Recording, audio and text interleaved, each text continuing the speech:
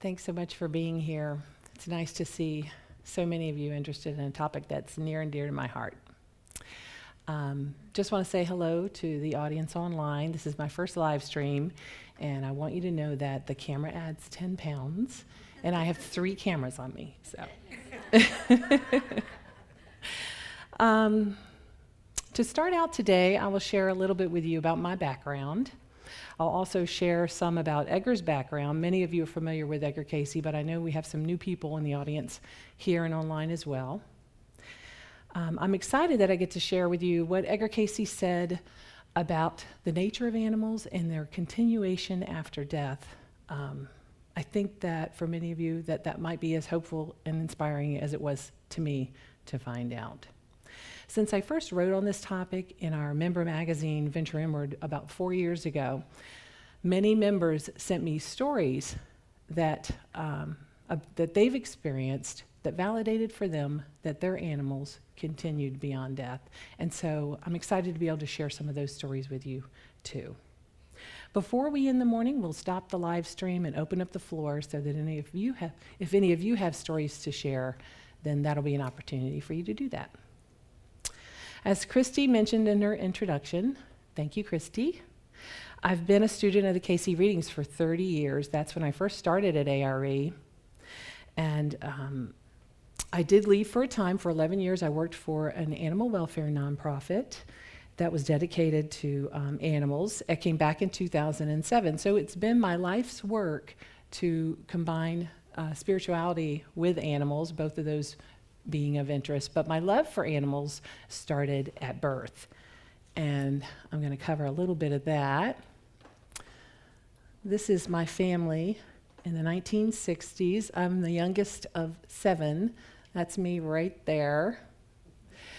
So though we didn't have a lot of money, we had a dog, and I had birds, turtles, rabbits, mice, guinea pigs, again, the list goes on and on. Cats became part of my life, and the list just keeps adding the older I got. So although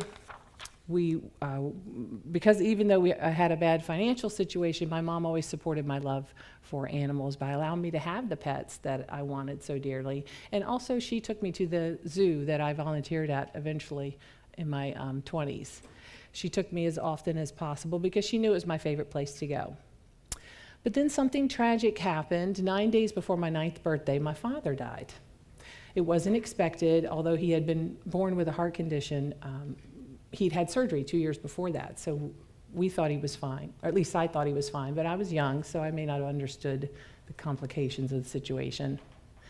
So after he died, the night of his funeral, us 3 little ones on the bottom there, and this is us a year after his death, and that's me in the middle holding the cat.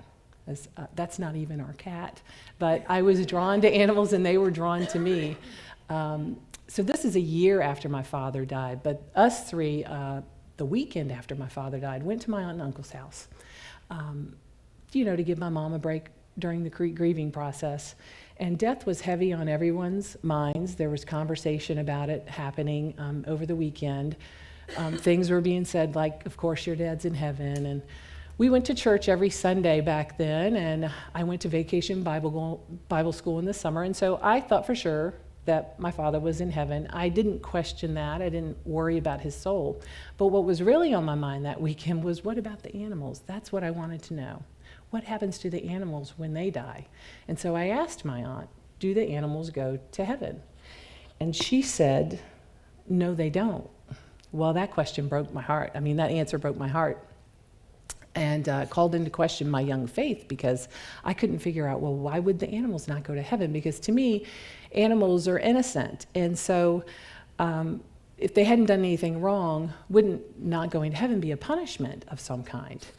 And so what I said to my aunt then was, if the animals don't go to heaven, then I don't want to go there either, So several years later, as a teenager, I began reading metaphysical material, and this book really stands out in my mind. Richard Bach's Illusions People who have read it say that the way he treated the ego in this book reminds them of A Course in Miracles, and the way he talks about mind as the builder is very Cayce, very much like the Cayce philosophy.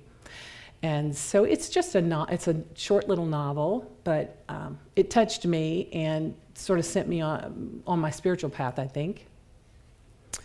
When I started working at A.R.E. and studying Edgar Cayce, I read There Is a River for the first time. Now, this is the Edgar Cayce biography that was written about him while he was alive. The author stayed at his home and was able to actually interview Cayce. And when I first heard about Cayce, it blew my mind. I was like, oh my God, how could I be 20-some years old and not have heard of this man? But, that's when you're in your 20s and you think you know everything. So how could something exist in the world that you didn't know about? But people of all ages are still discovering Cayce, and he is indeed incredible. So a little bit about his background.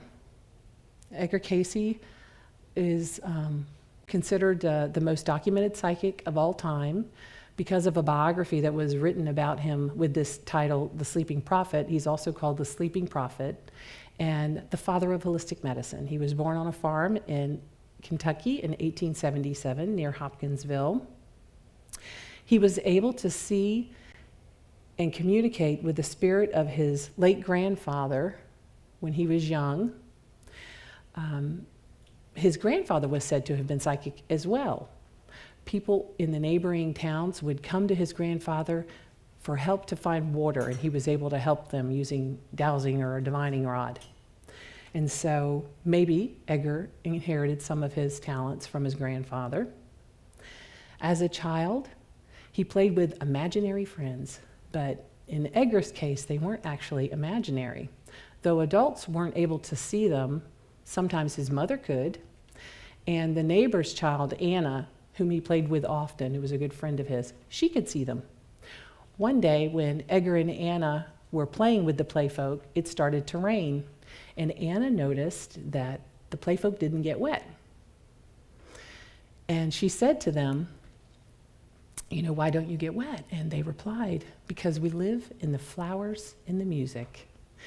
And when she asked what music, they said the music of everything. I really love that because Edgar Cayce often talked about the spiritual benefits of music and the harmony of nature. And that's what that reminds me of. So all these gifts labeled Edgar as strange, but all he really wanted to do was help people. One day when he was off in the woods reading his Bible, which he did so frequently that by the time this happened, he was 13 years old and had read the Bible 12 times, all the way through. A woman appeared before him, and at first he thought it was his mother because the light was shining so brightly around her that he couldn't see her face. So he thought, it's my mom come to get me. But then she spoke, and he said, her voice sounded like music. There's that reference to music again. And what she said to him was, your prayers have been answered. And she asked him, what would you like to do with your life? And he said, I want to help people, especially children when they're sick. And just as quickly as she had appeared, she faded away. As Edgar grew to adulthood, he tried to live a normal life. He worked at a bookstore. He was also a gifted photographer who would eventually own his own studio. He married Gertrude. But something always led back to his soul's purpose and his desire to help people. During his 20s, Edgar lost his voice, and through a series of attempts at hypnosis to resolve the problem, he finally determined that he was able to put himself into a trance, and that when he did so, he could put his mind in contact with a universal consciousness. And from that state, he was able to answer any question that was put to him. Back then, most of the questions put to him were about health, such as when his own health problem was happening. He would spend the next 40 years of his life performing what came to be called readings and responding to thousands of people's questions. And this is the broad topics of the readings: dream interpretation, ancient mysteries, holistic health, and spiritual growth. All of these are on our website at edgarcayce.org and much more. The bulk of the readings would be health-related. 9,000 out of the 14,306 documented readings are health-related. Just a little background on the readings. Most readings were conducted by Edgar's wife, Gertrude. Here she is pictured on the couch that Edgar laid down on to go into his trance and give his readings. This couch is up in the library. If you haven't seen it, you can go up there anytime it's open and see it. And we also have a daily tour that you could take and see the couch and hear more about that. Now, Edgar didn't remember anything he was saying when he was under trance. And so his secretary, Gladys Davis, meticulously recorded each and every word during a reading. She was right there using shorthand. And then after the reading was over, she would take her shorthand notes and she would transcribe it by typing it up on carbon paper. And then that copy, the carbon copy, was saved for the association file. It's to her credit that we have all these readings available to us today. The originals were sent to the person who requested the reading. So in 1923, Edgar was surprised to learn that during a reading, he had told a man that he was a monk in a past life. Edgar was a Sunday school teacher who read the Bible, continued to read the Bible every year of his life, once through every year of his life. And so he and his family and friends, they had to discuss this and what it meant to them, that this came up in the readings. And they determined that the concept of reincarnation did not conflict with their core beliefs and what they studied and learned about in the Bible and other spiritual material. And so this caused the birth of a new type of reading called a life reading, and Edgar would eventually give 2,000 of those. And the reason I bring those up now is because individual animals were named in some of those life readings, and I'll share those with you in a bit. At the time that I was introduced to Edgar Cayce, the readings were not yet in electronic form. If you wanted to research the readings, you had to go to the library, where they still are in these binders up on the shelves of the library. And you had to look it up yourself, or you had to read books and articles by authors who had already gone here and done the research. But I couldn't find anything on animals at that time. It wasn't until the 1990s that the readings were available electronically. Right now they're available in the member-only section of our website, and if you're not a member, you can join at the front desk and receive free gifts. And if you can't afford membership, you can talk to them about that because we have a scholarship program. So it was when the readings were made electronic that I was able to start researching what was said. And this is, I'm about to share the first reading I came across, but first let me tell you a little bit about the group of people the reading was given to. In 1931, Edgar's friends and family came to him and said, "We want to do what you do. How do we do that? We want to be psychic like you." And through that seemingly simple question came an 11-year discourse that resulted in the books A Search for God, books 1 and 2. And Edgar said the purpose of life was to become a more loving person, a more spiritual person, and that if you did that, then you would happen to become psychic. But the purpose would not be to become psychic. And so that's what this discourse is from. And this group of people came to be called the study group. They were Norfolk Study Group number 1. And the readings that they received were the 262 series. That's the number of the readings that they were assigned. And they were studying, at the time this reading was given, they were studying the topic of spirit. So this reading starts out with the beginning of our life here on earth and tells us a little bit about the nature of animals. In God's own purpose, spirit is his presence then, for the Spirit of God moved, and that which is in matter came into being. The reading continues to say, thus, as has been indicated, the Spirit pushed into matter and became what we see in our three-dimensional world as the kingdoms of the earth, the mineral, the vegetable, the animal, a three-dimensional world. Let's look at this closely, step by step. The first thing this reading is saying is that God moved matter into being. Secondly, spirit came into earth. Third, it manifested into our three-dimensional world as kingdoms of the earth. And fourth, it lists the kingdoms as mineral, vegetable, and animal. So this reminded me a bit of my Sunday school days in my childhood years, reading Genesis and learning about the beginning of Earth. But I thought it had an added depth to it, and I wanted to understand it better, and I needed to know what was meant by kingdoms. So I found more about the animal kingdom and its expression on Earth. This reading was also given to Norfolk Study Group number 1. This time they were studying the topic of destiny. In the material world, where we find expressions of the physical and of the spiritual, we find mind. Yet what is known as the group mind, or that of the plant kingdom, the mineral kingdom, and the animal kingdom, returns as its destiny to the creative force, which is its author, its maker. This reading continues. Man, the free will agent, makes his destiny as to whether his mind is one with or in opposition to the creative forces. What does that mean? We're going to break this one down too. The concept of a group mind sounded to me like what we refer to as animal instinct. And when I read that the animal kingdom is authored by the creative forces, I'm reminded that animals are full of innocence.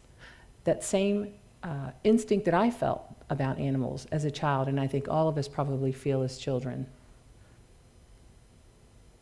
As this reading seems to indicate, okay, that's because animals are always in accord with the creative forces. They're in accord with the creative forces. Whereas humans with free will can act destructively, animals cannot. So what do I mean by destructively? And animals, I know some of you might be saying, I have a dog, he acts destructively all the time. I have an example of that right here. Now this is a dog. He's about to get caught. And I want you to see what happens. Look. See, he's full of innocence. So what is meant by destructive? In the Cayce readings, Cayce talks about destructive and constructive in this way. If you're being constructive, then you're doing good. And your actions, your intentions, whatever it is you're doing, it's for good, for something good to come out of it. And so the way I mean destructive is the opposite of that. So yes, a dog may dig holes in the yard, and a cat might scratch furniture. And those of us with cats will say, there's no might about it. A cat will scratch furniture. So maybe you have a pet who urinates in the house. But is that destructive behavior? I don't think so. I think it's unwanted behavior. But to them, they're just doing what comes natural. For them, that behavior is in accord with their group mind. I would say even further that their group mind pushes them to do these instinctual things.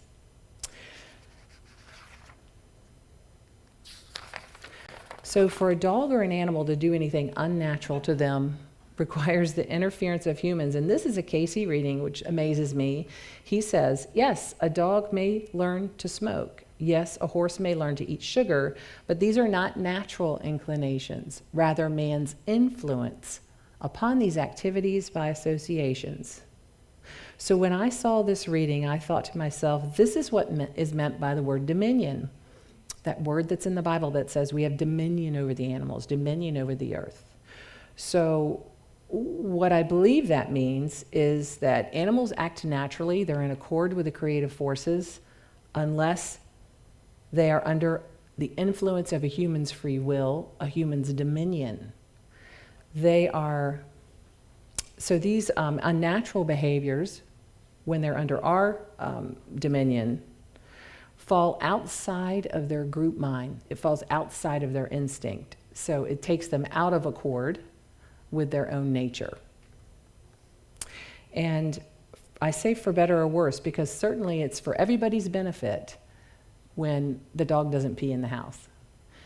But it's not for the animal's benefit to be taught to perform in a circus, for example. That would be a poor use of dominion. So let's turn to the readings for more information. Whether it is mineral, vegetable, or animal, These are spiritualized in that ability of using, doing, being, all that the Creator had given them to do, what the Creator gave them to do, not man. So we know an animal's very nature is authored by the creative forces, and they are in accord, they are in harmony.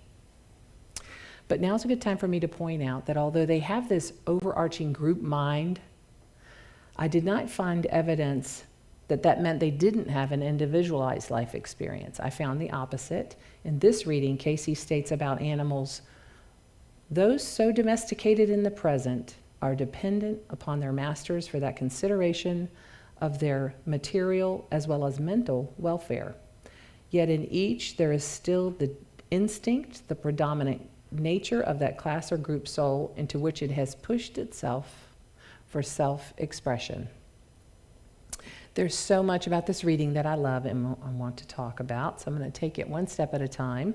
First, this confirmed for me my earlier thoughts that the group mind or the group soul is an animal instinct.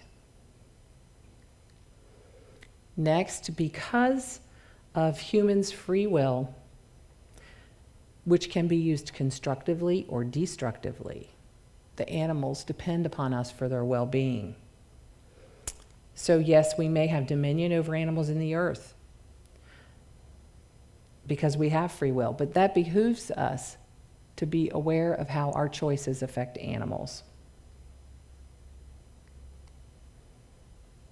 Because, oh yes, so I really loved when Cayce said that the animals are dependent upon us not just for their material welfare, but their mental welfare as well. And then lastly, when Cayce said the predominant nature of that class or group soul into which it has pushed itself for self-expression, that tells me there was a choice made by an individual. Yes? The animal chose its group soul. So this confirms it for me that the group mind does not mean that animals are automatons or that they're not individuals. Any of us who live with animals already knew that, though. So I adopted 3 kittens 5 years ago. These were feral kittens, and I'm sure many of you have the same experience that although they have the same mom, the same family, the same living environment, they're completely different. They are nothing alike, these 3. And so, of course, they're individuals. So now I felt I had a good concept from the readings about the nature of animals. I hadn't yet explored what happens when they die, so I'm still looking for that. And that brings me to my cat, Izzy. Izzy's going to be 11 this year. He is a strong and spirited cat. He is nothing like any cat I've ever had in my many decades of having cats. He is, well, he's more like this mountain lion that he's looking at. When he looks in the mirror, this is what he sees. I found this card in our bookstore, by the way. And when I saw it, I thought, this is what Izzy thinks of Izzy. So that made me ponder, could Izzy have been a mountain lion in past life? Could he have been a dog? Could he have been some other strong-willed, crazy, brave animal? And so, as it turns out, I found the answer in a series of readings given to a group of people, of family members, over several months. 4 members of the family received readings from Cayce in 1933, and belonging to the family's aunt and uncle was a little dog named Mona. Now, Mona must have been a spirited little dog because she is talked about in 4 of the 8 readings the family received. So half of their readings mention Mona.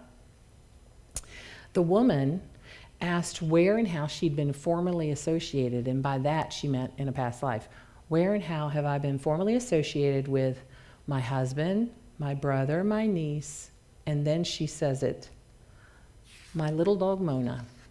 And Cayce responded that she was associated with Mona during a Roman experience. Now, this Protestant woman in 1933, for reasons maybe known only to her and for which I'll always be grateful, went on to say, was Mona a dog then? To which Cayce replied emphatically that Mona was a lion. Now, it didn't stop there. because the next week a reading was given for the woman's husband. In this reading, these questions were asked and answered. What relation is he to the little dog Mona? Answer, he fought with the body in the Roman experience. Question, what was Mona then? Answer, the lioness that fought with the entity and with those that destroyed many that the entity was then seeking to aid. So can you imagine this lioness trying to find her place in this home as a small little dog? So next we have a reading for the woman's 11-year-old niece, and this reading was given 7 months after Mona was first mentioned in their readings. In this reading, the question is asked, will Mona always be a dog? And Cayce's reply was, that depends upon the environment and the surroundings. No. So in other words, as tough as Mona may have been as a lioness in a past life, if she wanted to be with this family again, she couldn't come as a lion because they didn't have a lion. They were going to get a dog. And so she became instead the spirited little Mona. The last reading that mentions Mona is perhaps the most interesting. This one's given for her 14-year-old nephew. In this reading, the question is asked, could a life reading be obtained through these sources for Aunt 268's little dog Mona? I just love that they kept asking about this dog. So the reply was, maybe. As to what it may be is different. It may not be understood unless you learn dog language. Well, this is a great example of Cayce's humor in the readings, which there is a lot of. But I also found, I think he was serious in this sense. I found a collaborative reading that elaborates on this with this analogy. Cayce said, because the dog doesn't talk, people think he doesn't understand. There is one other case of animal reincarnation presented in the readings, and this one is given for a 16-year-old female student in 1934. In discussing a past life, she asks, was the soul consciousness of Peggy, dog, present in the room in any of my animals then, referring to her past life? And the answer was yes, in the animals in the home or the house. So the readings are not the only source that confirm the continued existence of animals after they've passed. In my experience and research, I have found that not only do animals exist on the other side, but you can ask them to come back. And again, just as the Cayce readings have shown, they may not return as the same species. And so I'd like to first speculate on some unlikely animal friendships and what their history might have been.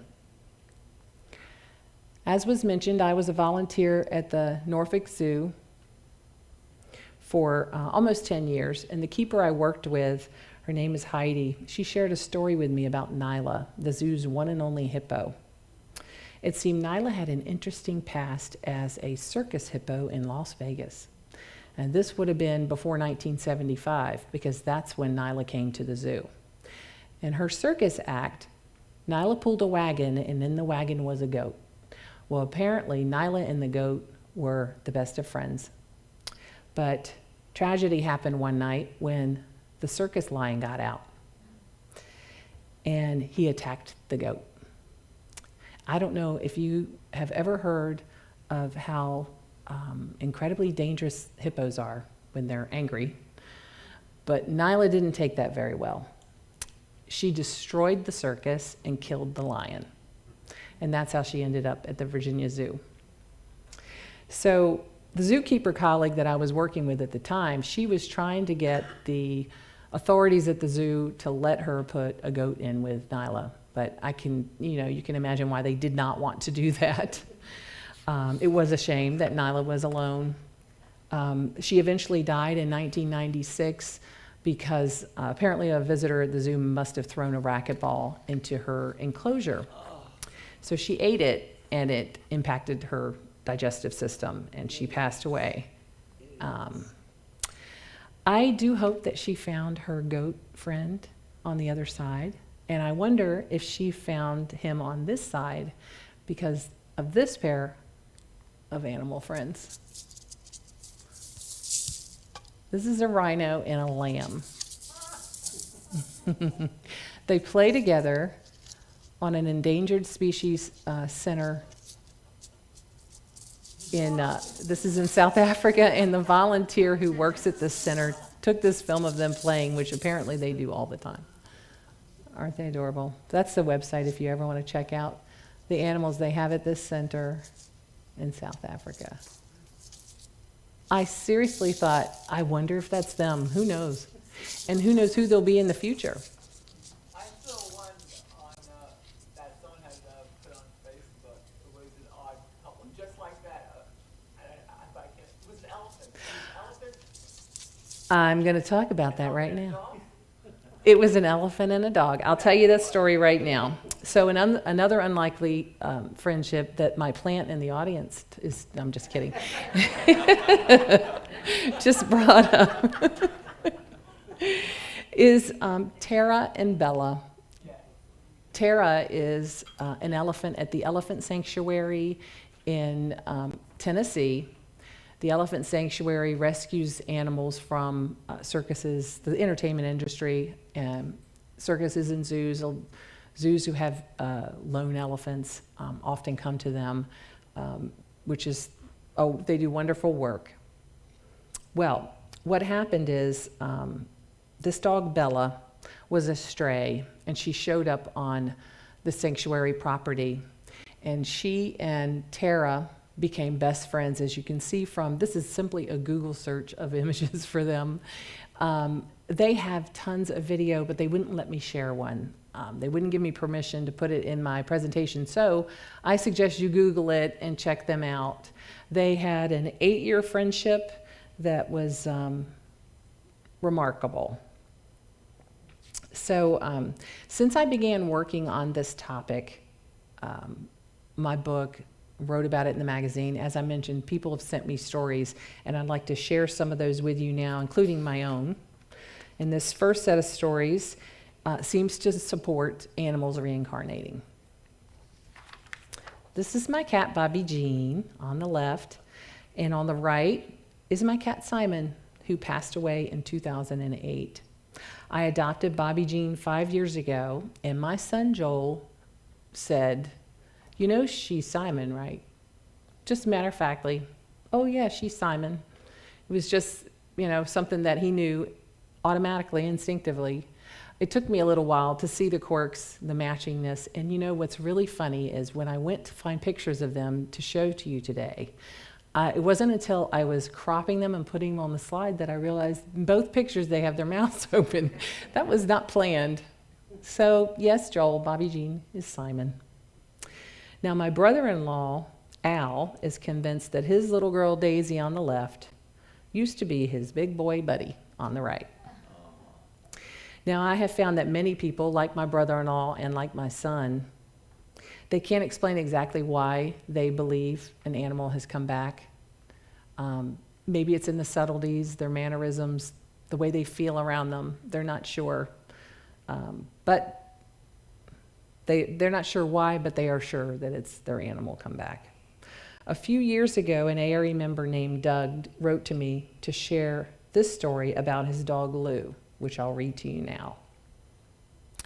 One day, about 8 years ago, he went from seemingly doing well to gone, crossed over in less than 24 hours. Needless to say, I was devastated and hurt much more than I ever had in the past. I just didn't understand the whys. A few months later, I sought a medium that had a specialty in animal communication. Lou came through, and the main point to his message was that it was time to go and I had done everything that I could. That was comforting and reassuring. Later and unannounced, he'd show up in a couple of other spirit circles I attended, and in one of those events, he told me he and I had been together since he'd been a wolf, and I walked with my knuckles dragging on the ground. Lou seems to have a good sense of humor. A friend of mine named Anne lost her greyhound, Jazzy, in 2013. 2 years later, her daughter adopted a 2-year-old greyhound. When they received the dog and her papers, it turned out that her registered name was Gertjie, just one letter different from their Greyhound Jazzy, and her birth date was April 1st, the exact same date as Jazzy's. They really felt that Jazzy had come back to them. My friend and colleague, Christy, who introduced me today, shared this story with me about a cat who returned when timing was better for her to be with her favorite person. Christy had adopted a kitten and named her Jessie. Jessie was a beautiful, long-haired tabby with unusual yellow and green eyes. She and Christy's 3-year-old son, Jack, seen here in the picture with her, were inseparable. And as Christy put it, it was fun to just watch them play together, romping and play, watch them together romping and playing. And then Jack started to have asthma attacks. He'd shown no sign of this before, but it became obvious pretty quickly that she was the cause. So they took him to a specialist and got him tested, and sure enough, he was allergic to cats. About the same time, Jessie, the cat, started showing signs of distress and was unexpectedly diagnosed with feline leukemia. She was hurting and not getting better. Jack was brokenhearted, but they did what they had to do. A year or so later, when Jack's asthma was under control, a family member needed to find homes for kittens whose mother had died, and they took them in. Christy said she knew the moment that she saw one of them that it was her Jessie. This is Jessie, and this is the kitten they adopted. She said Jessie is now named A.R.E, has the same beautiful eyes and same markings, but this time a super short and lower allergen coat. She doesn't bother Jack's allergies at all, which is a good thing because she insists on sleeping in his room and cries outside his door whenever it's closed.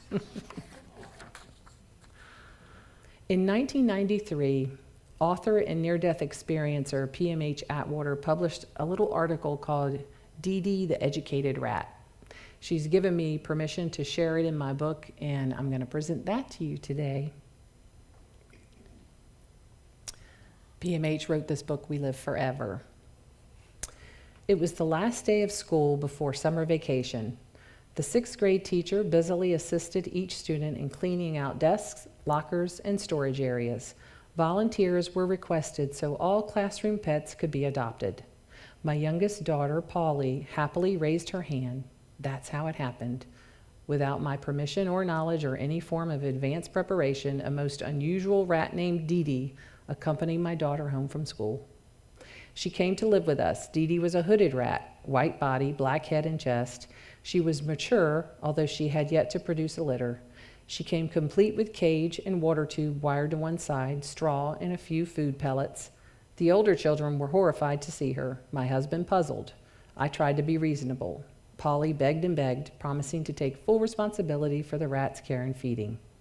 In that moment of weakness all parents are guilty of, Dee Dee was allowed to stay. The spot where her cage sat came to alternate between both kitchen and utility room. I noticed right away her habits. After eating, the rat would tap her water tube with an upright palm of a forepaw, exactly the way a human would use a hand. Then she would cup both forepaws to receive the water her tapping had released.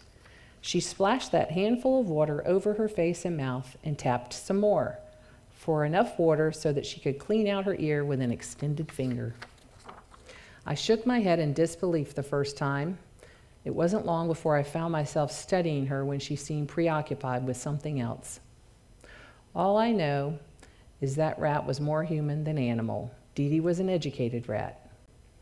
Always she would thoroughly clean herself after eating, and the way she used her forepaws, exactly like hands with fingers, you would think her name in your mind and she would perk up immediately and look at you. She could verbally converse with you and she would cock her head and listen. She knew the difference between up and down, left and right, in and out, and she knew every name of every member of our family. Polly said Dee Dee had free run of the eraser tray under the blackboards along 2 walls of the classroom. Although she behaved like a regular rat at school, once in our home she acted as if she had been trained by a professional animal trainer.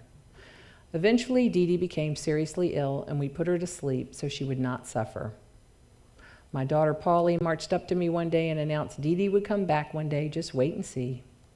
Several years later, after my youngest daughter and I had moved to Virginia and Polly had given birth to her first child, she chanced upon a most unusual rat while absent-mindedly wandering through a shopping mall pet store.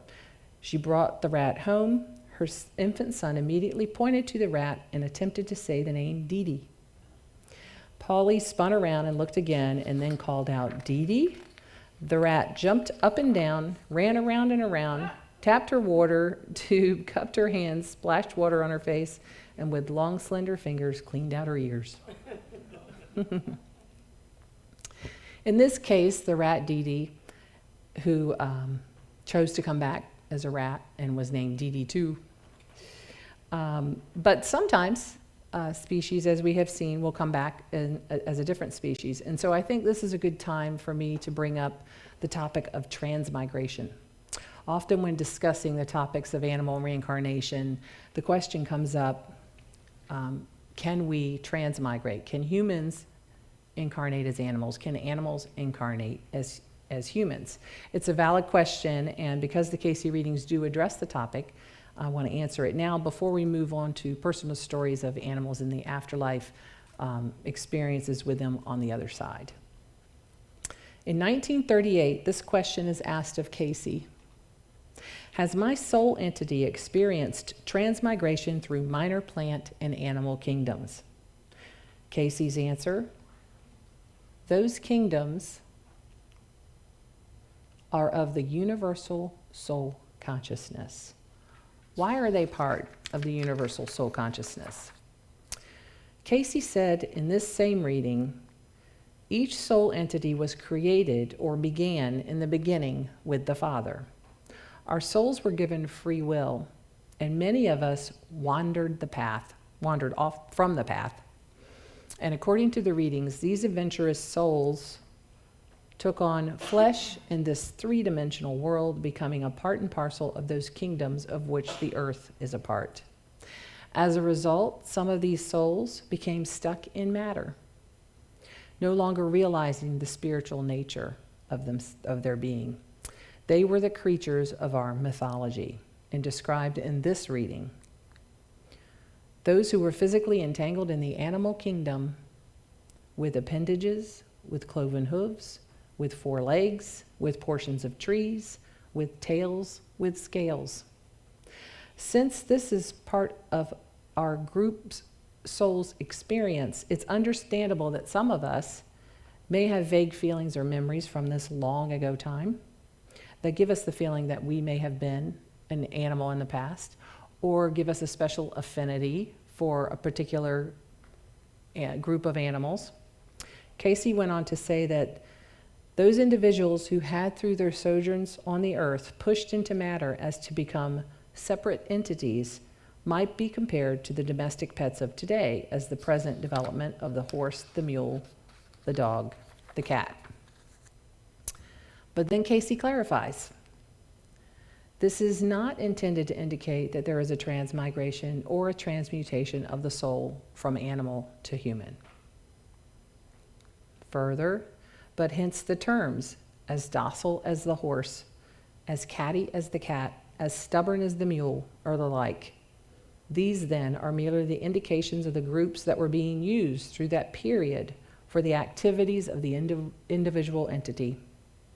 It is because of these souls who wandered from the path and pushed into matter and became stuck in it that the human form was created to better suit our souls for incarnation in the earth. And at that time is when we ended our foray into the incarnations in the animal kingdom. So, like humans, when animals are not on the earth plane, they are often on the other side. The next group of true stories that I'd like to share with you provide us with what I feel is more hope than ever that the lives of our animal friends do continue on after death. So my friend Evelyn had a little rat terrier named Sparky. Sparky used to hit the storm door with both front paws when he wanted to come back inside. It made a very distinct sound, and that is a sound that Evelyn continued to hear even after Sparky died. She said each time it happens, she takes it to mean that he's home. An A.R.E member named Margaret wrote to me to share a story of the communications she felt she received from her deceased dog, Kai. She writes, "There could be no bond stronger than the bond I had with Kai. I was devastated when I had to put him down and was grieving deeply. I had him cremated. My favorite place to take him through the years was Carmel Beach and Asilomar Beach in California. It was pure joy walking the beaches with him. I always was in my glory, surrounded by everything I loved, Kai, nature, and the ocean. So I decided to spread his ashes at both beaches. It was bittersweet. 2 interesting experiences occurred at each beach. I went to Carmel Beach first. I walked the full length, slowly sprinkling his ashes along the water. The whole time I felt very strongly that Kai was walking right next to me, that I could just reach down and touch him. When I finished spreading his ashes, I turned back and noticed these huge dogs with a man. Well, they were purebred wolves. They were magnificent. I stopped the man and inquired about them, and he offered to take my picture with Marlin. That's her with Marlin right here, and that's a picture of Kai in the background. Somehow I felt Kai had set that experience up. He was giving me a moment of comfort and joy with a gorgeous animal. Afterwards, I headed off to Asilomar Beach to spread the rest of Kai's ashes. I did the same thing, spreading them from one end of the beach to the other, and when I was done, I headed back to the footpath, and suddenly I saw a dog poop bag holder placed on the top of a wooden post along the footpath. That's it on the right. I could not believe what I was looking at. It was exactly the same as the one I had on Kai's leash. That's the one on the left. There was nothing else around the beach, no trash, nothing, only this poop bag holder. I knew it was him telling me he was there. And that's why she took a picture of it. She felt like she had gotten validation. Psychic medium Anthony Quinata, who's written the books Communications from the Other Side and We Are Never Alone, shared with me that he often sees animals on the other side, but more often he hears from the humans on the other side that they have animals with them.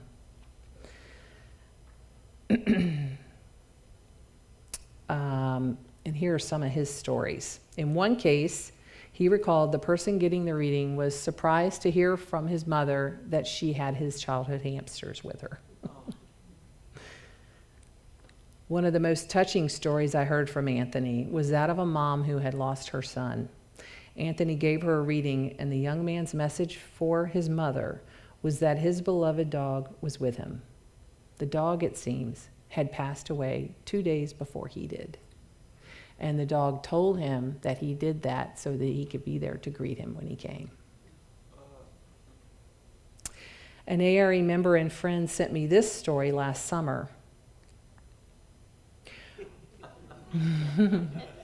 She writes, "When I was 2, we got a puppy who was for sure, forever, my dog. He died when I was 17, so we grew up together. This was Houston in the 70s. No leash laws, and my dog used to run all over the neighborhood. Everybody knew her. She would nap at one neighbor's house, walk with another, and then visit another one for treats. But her favorite thing was to come to the playground at the elementary school and run and play with all the kids. When school let out, there she was, waiting to walk me home. When I was 10, we moved, and I don't think she was ever as happy as she had been when we lived in that neighborhood. One day in my late 20s, I had a conference in Houston, and I went to my old neighborhood. I walked across the huge playground at school, and I could feel my sweet dog walking with me. She was so happy, I knew she was still there playing with all the kids, and was very glad I had visited. As a side note, my son sees spirits all the time, and he often sees cats and dogs hanging around places where they lived. Sometimes he sees my childhood puppy in the car with us. My friend Julia, whose cat Sophie died last year, has been experiencing visits from her cat. And though she doesn't see her, she does feel her. She and her fiance, who are both firefighters, have felt her jump on the bed, just the same as if she were still alive. Her fiance, who had a really strong bond with Sophie, said that he can feel her walking on his back sometimes when he's laying on the couch. Years before that, Julia had lost a cat named Malachi. And several nights after Malachi died, Julia had a dream that she was responding to a fire, and after going upstairs, she encountered Malachi in one of the rooms. I really liked the symbolism of that dream because it seemed to be saying if she could but raise her consciousness, then she could be with her Malachi on the other side for a visit. In the book Animals in the Afterlife, author Kim Sheridan includes dozens of testimonies from people who've had experiences with the animals on the other side. One of my favorites came from a woman in the Netherlands named Monica. Her dog Shelley had recently died, and Monica was burning a candle in front of Shelley's picture. She passed by and saw this image in the wax. You see that right there? And she felt sure that it was a sign from her Shelley, because it looks just like her, like a silhouette of her. Last May, an A.R.E. life member named Brenda wrote to tell me an incredible story that she had experienced when her mom died, and I'm going to read that to you. My mom had a cerebral hemorrhage, and we got her to the hospital quickly, but she developed an infection and had to remain in a step-down unit for a little while. We had just come home from seeing her, and I had laid down for my daily meditation when her voice came to me. She told me she was out of her body and she was not coming back into it. She said it was great over here and that I wasn't to grieve. Well, fat chance of that, of course. Suddenly, huge gold letters came from across my vision of my mind's eye and spelled out the word rejoice with precious jewels embedded in thick golden letters. Then my mom appeared. She was so much younger, possibly 35 or younger. She was wearing a yellow shirtwaist dress I recognized from my childhood. Mom had been a great lover of sewing and had made us mother and daughter dresses back then. I was in awe of the vision, but what happened next would have me drop to my knees if I hadn't already been lying down. Mom made a gesture with her hand, as if to say, "Look at this, dear."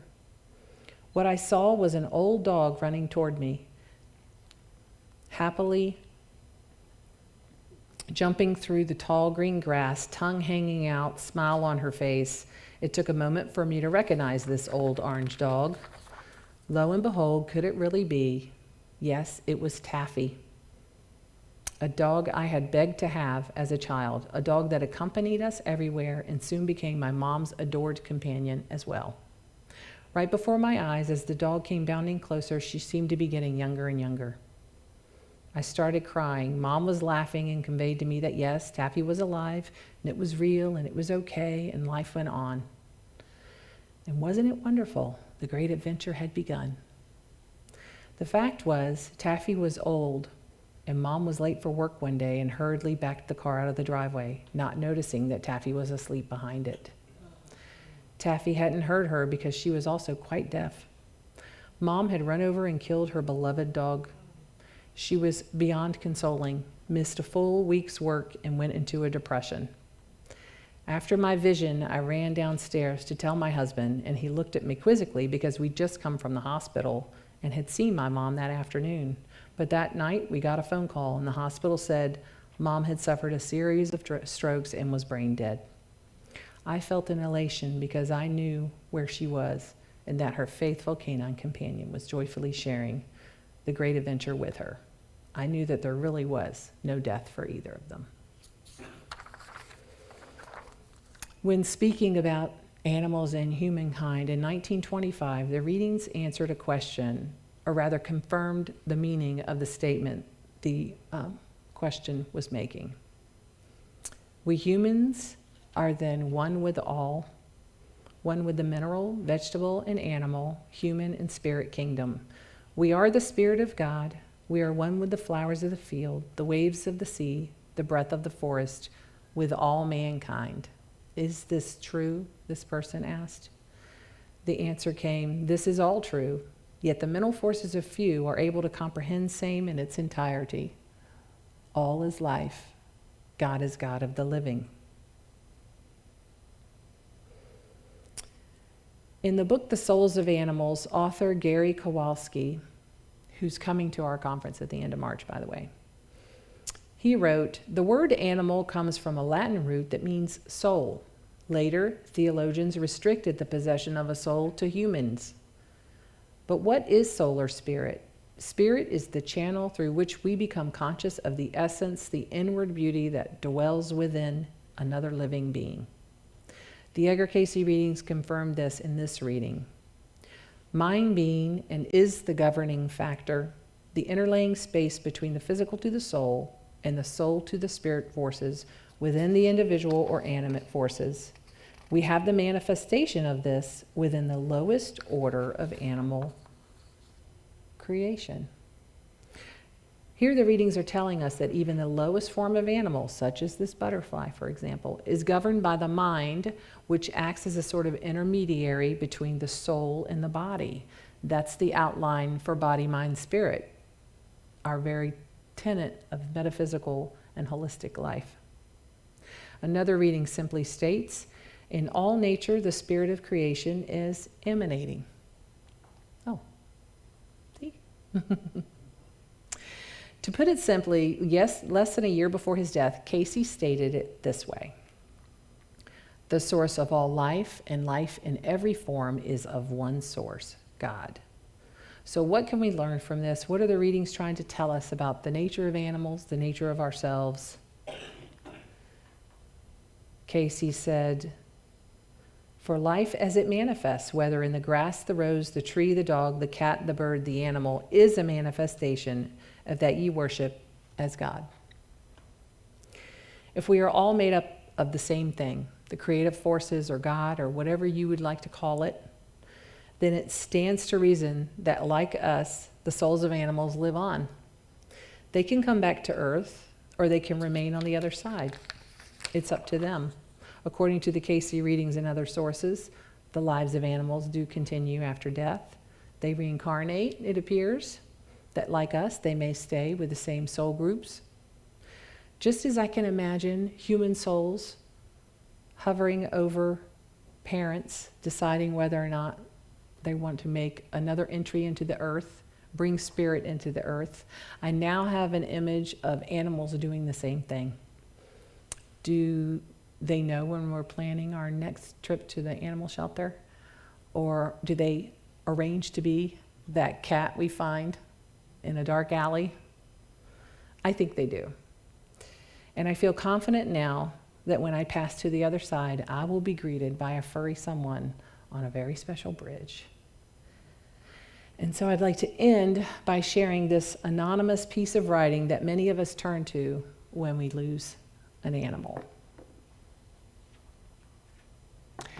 That may be hard to read, but I will read it to you. "Just this side of heaven is a place called Rainbow Bridge.